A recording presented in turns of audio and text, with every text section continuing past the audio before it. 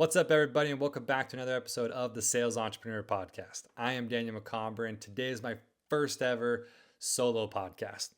I realized that over the past couple years, I've gotten some amazing mentorship, some coaching. I've been a part of a coaching group that it would be pretty crazy for me to not start to share some of this knowledge that I've been getting. I've also been in sales for 10 years. And I realized that I get hit up on a daily basis on social media with guys that have questions about summer sales, door-to-door sales, lots of different questions. And so I was like, you know what? Let's do some solo podcasts.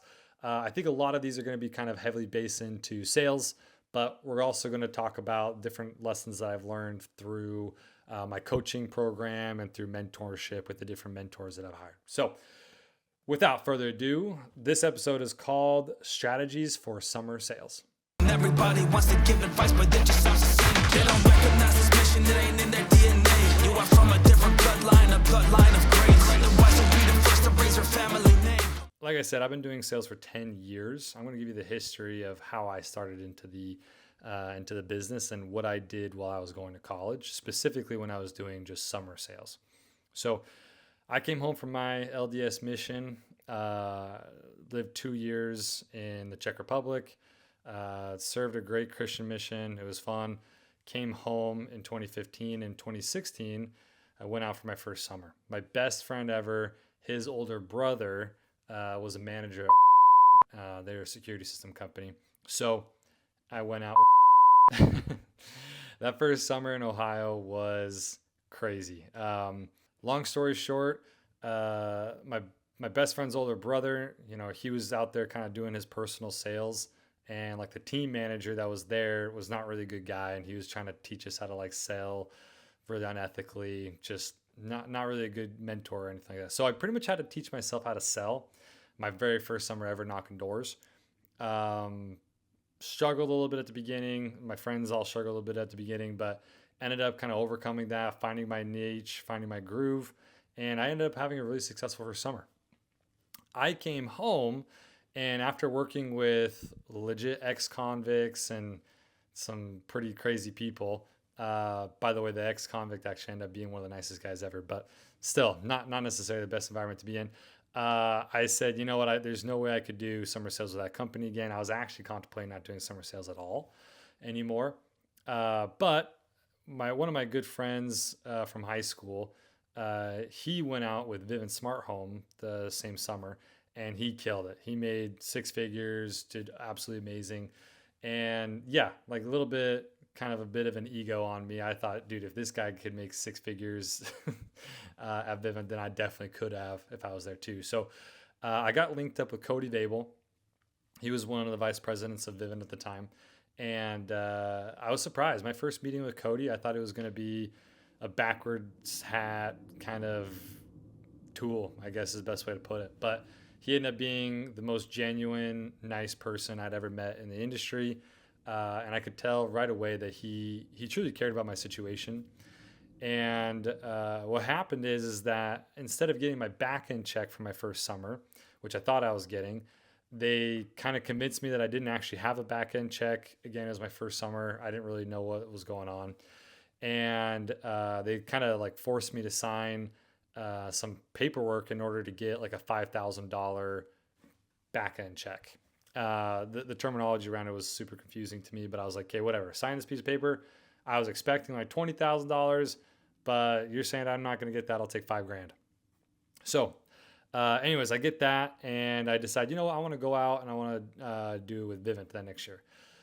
Catches wind of that, and oh man, it was just bad news all around. But they catch wind of it, and long story short, they sued me actually.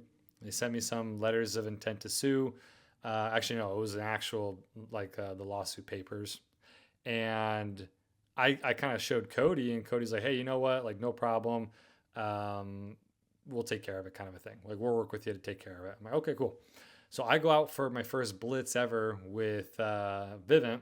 And while I'm in Midland, Texas, on my first blitz ever, the second day in, I checked my bank account and I actually had negative like $2,500. What happened is that they actually were able to garnish my wages. for most of the money, most of the $5,000 that they wanted back apparently. So, anyways, I went from having like a couple grand in my bank account to having negative $2,500, freaking out. I call Cody, and Cody's the kind of guy that he's just like, you know what, send me your Venmo, and he ends up Venmoing me a good chunk of money, enough that I went from within a 24-hour window. I went from having the least amount of money ever in my bank account, like a negative balance, to the most amount of money I've ever had in my bank account.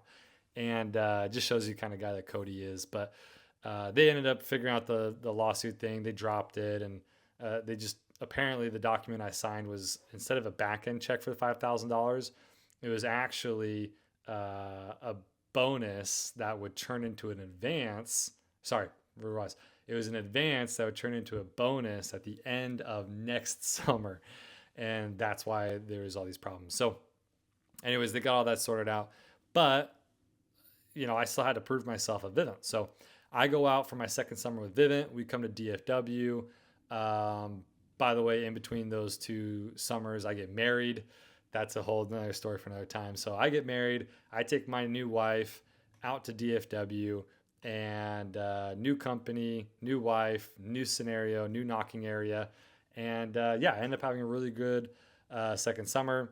And then I go another third, fourth, and fifth summer. Let me make sure. 6 summers, actually. That's how long it took me to graduate college. Because what would happen is that I would go out for the summer, and then 2 years in a row, I was just like doing so good. And the way that Vivint does their incentives, they say, hey, if you extend into the fall past like the summer dates, there's just huge incentives for that. So I was like, yep, I'm going to extend. And so I took 2 semesters off, 2 fall semesters off, so I could extend and make a lot more money. So it took me more years to graduate than I wanted to, but it ultimately ended up working out for the best. So after I graduated college, that was my last summer. That was my 6th summer, the summer after I graduated college. It ended up being a pretty bad one. What happened is we went out to the East Coast, and the idea was that was the first year that Vivint was introducing solar into their platform. So the idea was, hey, let's go to South Carolina so we can sell security systems and smart home and solar. And we were all for it. We heard solar was a really good thing. Well, we go out to South Carolina, and at the time, I did not know what any of this meant. For all you solar guys out there, you'll understand this. But what happened is 2 weeks into the summer, Dominion Energy gets rid of their net metering program completely, and it makes it almost impossible to sell solar. Again, we didn't know what that meant. All they told us was, hey, it just sucks to sell solar. And we're like, well, it kind of sucks to sell security systems out here too. We're in Myrtle Beach, and Myrtle Beach, it's like a vacation, or it's a vacation and retirement place for like the Northeast. So the sales were not great. And we bounced around. We moved 4 times in that summer. My daughter was not even 1 year old yet. I got a 100-pound dog. So moving with a less than 1-year-old, 100-pound dog, my wife, 4 times in a summer just to try to figure out a good area was just rough. So I came home from that last summer, and I was like, you know what? There's no way I'm going to do summer sales again. I don't want to keep moving. My wife and I loved Dallas-Fort Worth. That first summer that we spent out here was amazing. We loved the area. So I decided, you know what? I'm going to move to DFW full time. And I kind of caught wind of the solar bug, and I decided I was going to switch to solar full time as well. Tried to make it work with Vivint. Ultimately, just didn't make sense. So left Vivint and joined a different company. And I'll save more details on that for another time. But let's just talk about, now that you kind of know my history of summer sales while I was at college specifically, that's what I want to focus on. So it's recruiting season, right? And a lot of guys have been hitting me up for recruiting advice, which is awesome. I still recruit myself, of course, but I'm willing to help anybody. I have a best friend that's starting a pest control company right now. I've got really good friends who are owners of pest control companies. I still have great contacts in the security system world. I believe firmly that you can make money no matter who you sell for. I choose solar for a lot of different reasons why other people choose security systems. One of my good friends, I actually ran into him at the airport, in Mexico because we were there on our company trip last week and he was there for his company trip. He's still with the security system company that he's at. And, he started there just a year after I did. And so, there's pros to every company, there's cons to every company as well, and every industry as well. That's not necessarily what I'm going to talk about today. So today I want to talk about how you guys can strategize and maximize summer sales and the other projects that you have going on, whether it be school or doing like a side business or anything else. So the point of summer sales, okay, is you go out and you work really hard for 4 months. We all know that. 4 or 5 months, whatever it is, 4.5 months. But what I tell guys is this: you have to have kind of a plan as to what you're going to do when you get home from the summer and what you're going to do in what we call the off season, right? There's 2 major plans, I like to call them, that guys can do to maximize their summer sales. And I'll tell you, the first one is the one I did. So what guys can do is that they can go out, they can work super hard during the 4 to 5 months of the summertime, and then they come home. And the point of the summer was to make so much money that when they came home, they don't have to have a part-time job, and you have a lot of time freedom that you could do what you want to do. Me personally, I made sure that I only did 12 credits. And so I wasn't like taking a lot more classes or anything. But what that allowed me to do is outside of school, I wasn't reliant on money and I could do whatever I wanted pretty much. And for some people who aren't diligent and who aren't good with their time, that actually be really bad because you just waste your time. But what I did is I wanted to start side businesses, right? I wanted to start side businesses. I also wanted to travel. And I also did some other kind of sales little things with on the side. And I also wanted to be blitzing in the off season. So I wanted to do all of that, but on my terms. And the cool thing is this, and this is probably the biggest thing I tell guys to write down or pay attention to. When you aren't reliant on money, your value goes up dramatically. Okay, I'm going to say it again. When you aren't relying on money, your value goes up dramatically. So what that means is, let's say, for example, you are doing summer sales as a means to an end and you want to become a lawyer in the future. Okay, cool. When you come home from summer sales, all the other people out there, they're going to be trying to get internships. They're going to be trying to get like part-time paid internships or part-time jobs that pay because they still need money. Most people can't do an internship and a part-time job and school. If they do, they don't have a life outside of that. So how valuable is it? Because when you're young, your time and your youth is your most valuable asset. You probably hear people say that all the time. But let me paint a picture. Let's say you come home, right? And you want to be a lawyer. Well, you just made a ton of money, so you don't need to fight in these other job positions that these other guys are fighting for that require money. What you could say is, hey, you could go to like, let's say a district attorney. You could go to like someone that's a really high profile individual and say, hey, I have a lot of time outside of school. I don't require money, and I'm willing to work for you for free just to gain experience.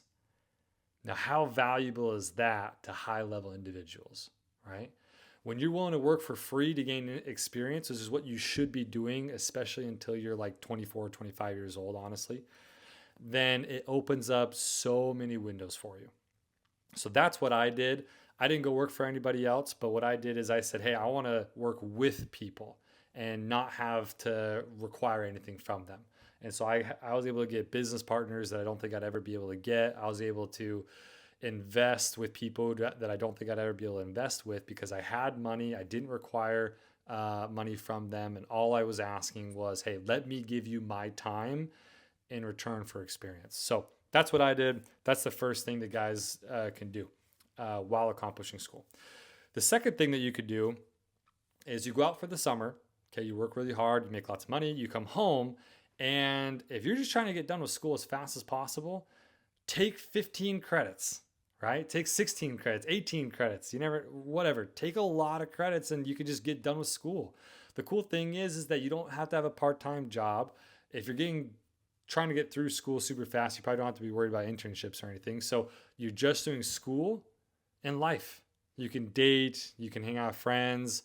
17, 18 credits is probably pretty hard to travel outside of that, but hey, If your only focus is school, then you have a lot of freedom. So those are the two things. Those are the two main strategies. There's obviously other strategies where people will do like half a summer. Let's say they do like a 6-week internship, and then they come home from the internship, or they go out and do sales for the rest of the summer. There's different things like that. I just don't see, whenever people are trying to break up the summer months, I don't see that ever going out really well. What I definitely don't ever recommend is trying to take classes during the summer and do summer sales. So like, for example, I know that security dudes and solar guys, they usually don't like have their correlations to like 12 or 1 o'clock, and they're not getting onto the doors until like 1 or 2 o'clock. And so sometimes people think, oh, I have a huge morning slot, I could just take a couple classes. Nope, never works good. I've had a couple reps try it. It is always terrible. They lose money because they end up dropping out of their classes because they can't focus on 2 things. The point of the summer is to focus on summer sales. Guys, it is hard enough that you should give it your all and give it your focus. Plus, there's a difference between door knocking and learning how to sell. If you go out there during the summer and you're distracted with other things, you might learn how to door knock, but you're not really internalizing all the sales lessons and skills that you could be getting. So those are the 2 things. A couple of quotes here, some of my favorite quotes, because like I was saying, when you're young, time is your most valuable resource. So Benjamin Franklin said, time is money and lost time is never found again. I'll say it again. Benjamin Franklin said, time is money and lost time is never found again. I think my favorite quote ever is by William Tell. He said, time is what we want most, but what we lose most. So time is what we want most, but it's also what we lose most. So the worst thing that you could do is go out to summer sales and not have a plan for exactly how you're going to utilize that coming home. One last kind of little tidbit as well is I really don't recommend ever doing summer sales for just 1 year. I know everybody kind of just says that, but it's like, listen, your first summer, you're going through hell to learn not only how to sell, but how to door knock efficiently. There's so many things that go into it. The biggest benefit that you get from summer sales is in your second year, especially in your third year. That's when you really just explode. But the biggest percentage jump is in your second year. So and even if it's split up by a year, so let's say you do summer sales, internship, and then sales before you graduate, that's also fantastic. But the idea is, hey, let's put your huge investment in your first year to good use in your second year. So that's everything I had for today. Just keeping it super simple. This is probably a pretty short episode, but the whole point is come up with a strategy around your summer program. And if you have any questions, or heck, if you just want to tell me your kind of personal example of what you are planning on doing, honestly, I'm just here to help. So if you are doing summer sales, even if it's with a different company in a different industry, but you liked this video and you would like help strategizing how to get the most out of summer sales, shoot me a DM on Instagram, and we could talk about it, man. I'm here to help you. So solo podcast number 1, strategies for summer sales, done.